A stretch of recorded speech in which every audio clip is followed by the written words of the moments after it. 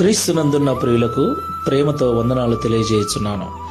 ఈరోజు దేవుడు మనకు చేస్తున్న వాగ్దానం ఏమిటనగా సామెతల గ్రంథము 8వ అధ్యాయము 17వ వచనం. నన్ను ప్రేమించు వారిని నేను ప్రేమించుచున్నాను. ఆమేన్. నా ప్రియమైన సహోదరి సహోదరులారా, మనము ఎవరినైతే ప్రేమిస్తున్నామో వారి కొరకు ఏదైనా ఎంతైనా చేయటానికి వెనుకాడం. ఒకవేళ వారి కొరకు బాధపడవలసి వచ్చినా, నష్టపోవలసి వచ్చినా కూడా వారి మీద మనకున్న ప్రేమ మనల్ని ఆ త్యాగము చేసే విధంగా మారుస్తుంది. దేవునికి మహిమ కలుగును గాక. నా ప్రియమైన సహోదరి సహోదరులారా, మనుషులమైన మనము ప్రేమించే వారి కొరకు అంతగా చేస్తే మరి దేవుడు మన కొరకు ఎంత చేస్తాడు? ఆయన ప్రేమ ఇంకా వర్ణించలేనిది కదా. అయితే ప్రభు ఏమంటున్నాడంటే, నన్ను ప్రేమించు వారిని నేను ప్రేమించుచున్నాను అంటున్నాడు. దేవునికి మహిమ కలుగును గాక.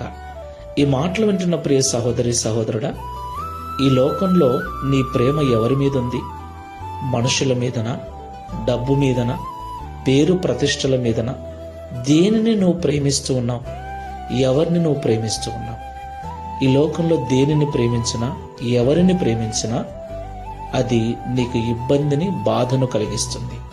అయితే లోకములో ఉన్న వాటినైనను కాకుండా దేవుణ్ణి మనము ప్రేమిస్తే దేవుడు తిరిగి మనల్ని ప్రేమిస్తాడు.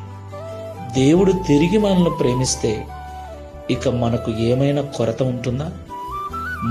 మనం ప్రేమించే వారి కొరకు అంతగా చేస్తే మరి దేవుడు ఇంకెంత చేస్తాడు? ఎలాంటి కష్టము, కన్నీళ్లు రాకుండా చూసుకుంటాడు. కాబట్టి మాటలు ఉంటున్న ప్రియ సహోదరి సహోదరుడా, ఆయనను మాత్రమే ప్రేమించుదాం. ఆయనకు మించి